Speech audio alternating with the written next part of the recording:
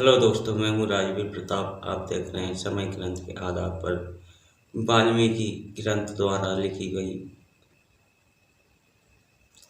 कथाएं। आज हम वाल्मीकि द्वारा लिखी गई रामायण की कथा, जो कि सिबरी बिल्ली के ऊपर आधारित है, उसी कथा का कुछ अंश आपको सुना रहे हैं। सिबरी बिल्ली जो रामायण में आपने सुनी है, जो सिबरी बिल्ली की कथा, वो कुछ आधी अधूरी है। उसमें मात्र राम की प्रतीक्षा करते हुए सिबरी बिल्ली को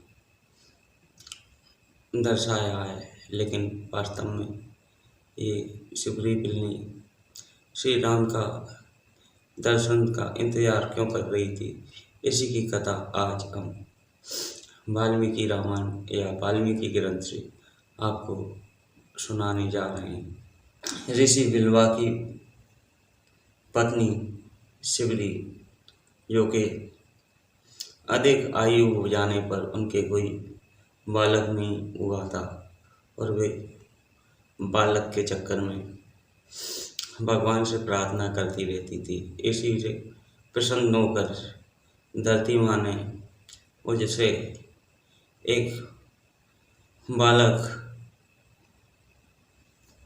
जो कि धरती के रूप में या ईश्वर के रूप में सौंपा था, लेकिन वहाँ पर खाने की कमी होने के कारण सिबरी बिल्ली अपने पति का एवं उस बच्चे का पेट भरने के लिए उस बच्चे को आश्रम में छोड़ जाती थी और दूर दूर जंगलों में चली जाती। एक दिन जब वो जंगल में से लौट के आई तो उनके पति तपस्या में लीन थे, और उस कुटिया में बालक नहीं दिखने के कारण वो बालक को ढूंढने के लिए जंगल में परिस्थान कर गई। लेकिन बहुत ढूंढने पर वो बालक उसे कहीं नहीं मिला। उसने प्रतिज्ञा की थी कि मैं जब ही घर लौटूंगी, जब तक मुझे अपना बालक नहीं मिल जाता। वह उस बालक की तलाश में घूमती घूमती मातंग के ऋषि के आश्रम में पहुंच गई, और वहाँ पर मातंग के ऋषि आश्रम में तपस्या कर रहे थे। तो उन ऋषि ने सिबरी बिल्ली को देखा तो उन्होंने उनसे पूछा, हे माते, तुम इस वन में क्यों घूम रही हैं? जब सिबरी बिल्ली ने जवाब दिया कि एक मेरा बालक था, ना जाने इस जंगल में कहीं खो गया है, और मैं उसे ढूंढते ढूंढते यहाँ आ पहुँची हूँ। मातंग के ऋषि भविष्य के ज्ञाता होने के कारण उन्होंने उस सिबरी बिल्ली से बोला कि अब इस दुनिया में तेरा बालक जीवित नहीं है और अब तुझे नहीं मिलेगा। लेकिन सिबरी बिल्ली ने कही कि मैं जब तक बालक को साथ नहीं ले जाऊंगी, मैं अपने आश्रम नहीं जाऊंगी। इस पर मातंग ऋषि ने जवाब दिया कि मैं इसका उपाय बताता हूँ। आज से लगभग 15,000 वर्ष बाद राम जन्म होगा, जो कि अयोध्या का राजा दशरथ के घर राम जन्म होगा। उसी के रूप में ये तुम्हारा बालक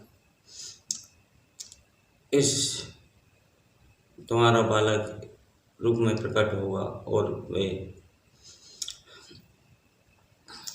इस वन में आकर, इसी आश्रम में आकर रुकेगा, जब ही तुम्हारी ये भेंट हो सकती है। इतनी बात सुनकर सिबरी बिल्ली सहमत हो गई और ऋषि मातंग ऋषि से बोली कि मुझे आपकी शरण में ले लीजिए, मैं आपकी सेवा करूँगी और यहीं पर रहूँगी, मैं अपने बालक को देखे बिना यहाँ से नहीं जाऊँगी। कुछ समय बीतने के बाद में मातंग ऋषि और उनके शिष्य उस आश्रम को छोड़कर प्रस्थान कर गए और इसके बाद में उस आश्रम पर राम लक्ष्मण और सीता के साथ में शिवरी पिल्ली की कुटिया पर वे पधारे और शिवरी पिल्ली का उद्धार करके उन्हें दर्शन दिए। तो यही है शिवरी पिल्ली की कथा, जो कि कवि धरती माँ ने एक बालक उसको अपनी गोदी में सौंपा था और बोला था कि तू इस बच्चे का ध्यान रखना, ये तुम्हारा ही बालक है। लेकिन किसी कारण से वह बालक गुम हो जाता है।